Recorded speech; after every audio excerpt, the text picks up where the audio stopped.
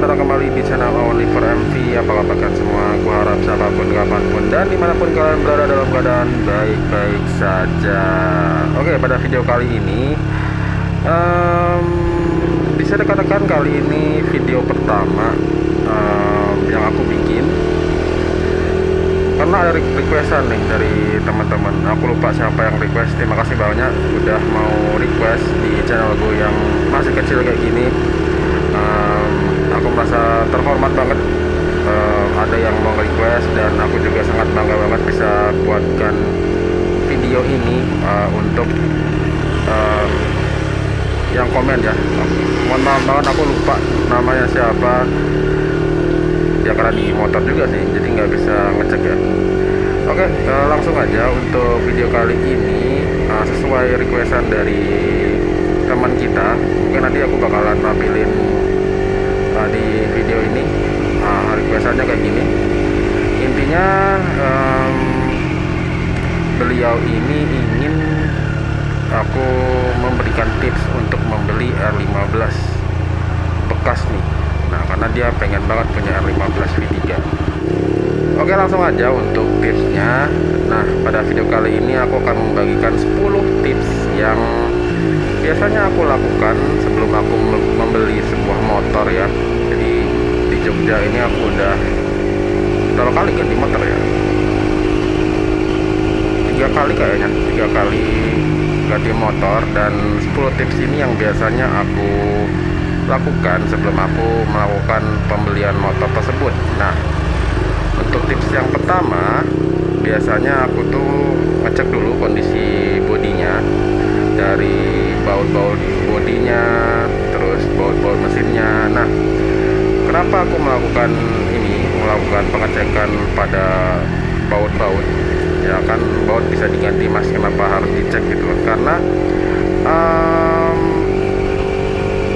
entah kenapa ya, mungkin bingung juga cara jelasinnya. Baut yang masih original sama baut yang udah ganti itu tuh beda teman-teman. Jadi misalkan teman-teman perhatiin baut nih, misalkan perhatiin baut-baut bodinya gitu, pasti ada 1 atau 2 gitu yang beda dalam segi warna atau bentuk tuh, pasti ada aja yang beda, itu pasti ada. Nah, ini aku ngecek kondisi bodinya, baut-bautnya apakah masih original semua atau udah ada yang diganti. Biasanya sih nggak pernah ada yang original semua sih, jadi aku selalu ngecek tuh pasti ada aja yang udah diganti-ganti gitu. Jadi ya nggak semuanya original untuk baut-baut body. Tapi kalau aku sih untuk baut-baut body tergantung ya. Kalau misalnya bautnya agak sedikit oversize atau gimana, itu aku udah nge-blacklist motor itu, karena apa ya, agak nggak enak dipandang aja sih. Ini lebih ke estetika aja sih. Jadi ibaratkan aku nggak akan mau beli motor yang aku sendiri aja nggak suka buat ngeliat gitu. Lebih ke arah sana sih ya. Tapi kalau posisi bautnya nggak terlalu kelihatan sih, aku masih oke-oke aja sih. Jadi nggak terlalu apa ya, yang penting nggak ganggu mataku aja deh, lebih ke arah sana sih.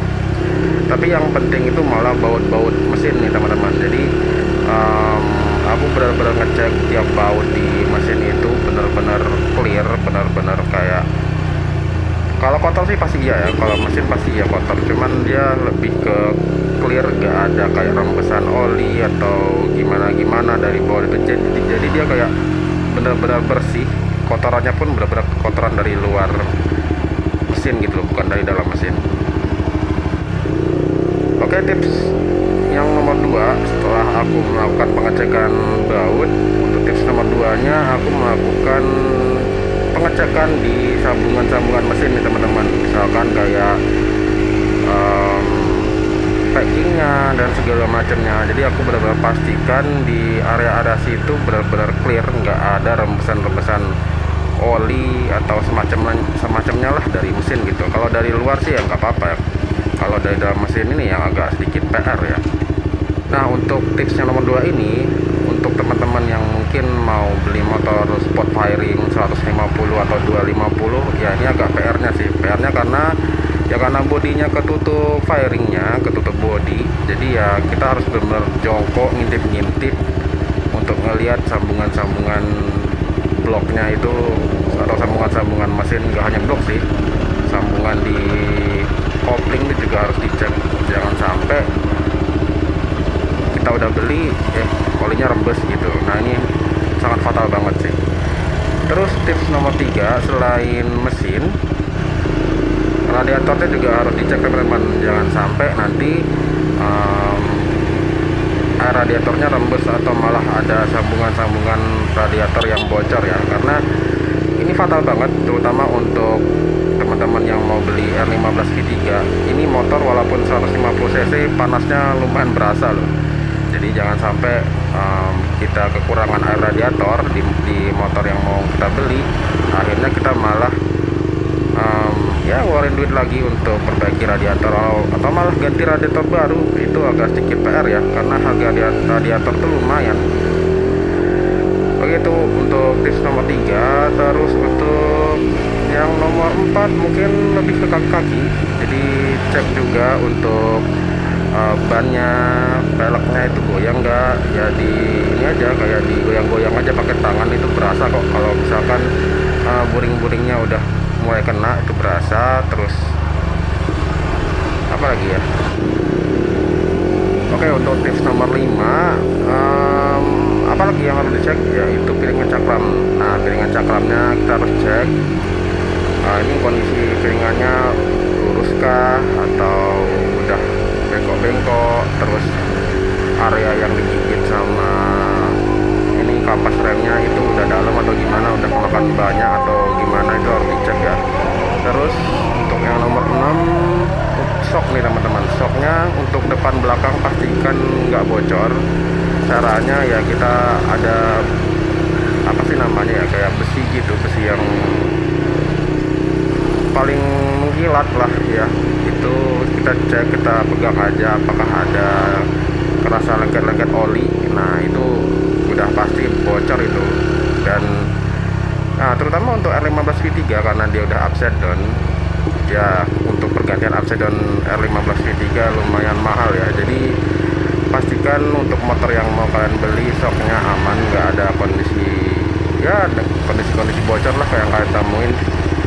Terus tips berikutnya, cek juga kelistrikannya, untuk switchnya semuanya berjalan dengan semestinya, nggak ada macet, nggak ada apa. Untuk switch engine cut off, starter, klakson, ya terutama starter ya, karena ini motor nggak ada selanya, jadi benar-benar harus mengandalkan starter motor, starter listrik ini. Terus apalagi ya tips yang seterusnya, nah ini dia untuk tips berikutnya, stang. Cek juga kondisi stang, kalian coba aja naikin gitu. Terus kalau bisa kalian bawa jalan, rasain banget posisi stangnya bengkok atau enggak. Itu harus banget sih, karena kalau udah stangnya udah bengkok itu udah ya sudah lah, susah banget untuk diperbaiki itu. Oke, untuk tips berikutnya, cek juga untuk odometernya. Odometernya ini bersangkutan juga dengan kondisi kesehatan blok motor kita nih teman-teman, terutama yang menggunakan diasil ya, karena sesuai requestan sebelumnya, dia mau beli R15 V3 dan takut motornya kondisinya nggak sehat. Nah, odo itu penting banget untuk dicek, karena diasil itu punya umur pakai yang pendek. Jadi kalau misalkan teman-teman beli motornya di angka 20.000 atau di bawahnya, itu masih rekomen untuk dibeli. Tapi kalau misalkan udah 30.000 atau malah 40.000 dan belum pernah ada pergantian, nah mending nggak usah deh, karena ya di 40.000 kilo itu blok harus diganti. Terus cek juga harga pasar, jangan sampai harga pasarnya yang kalian dapetin malah lebih tinggi daripada seharusnya, terutama tahunnya ya. Kalau untuk tahun 2017 mungkin sekarang masih di harga 20-an, terus dengan odo yang 20 ribuan juga sih, itu masih masuk akal. Oke, mungkin itu aja 10 tips yang biasanya aku lakukan untuk membeli motor bekas. Ya, ini bisa dipakai untuk membeli motor-motor lainnya, tapi ada beberapa hal juga yang nggak berlaku karena aku lebih menekankan ke motor-motor Yamaha yang menggunakan blok di hasil sih. Ada beberapa topik sih lebih ke arah sana. Oke, mungkin untuk video kali ini cukup sampai sini dulu. Jangan lupa like, comment, and subscribe. Share juga ke temannya, pacarnya, selingkuhannya, atau siapapun lah yang sekiranya membutuhkan video-video dari channelku, silahkan di share. Sampai ketemu lagi di video berikutnya, and ciao.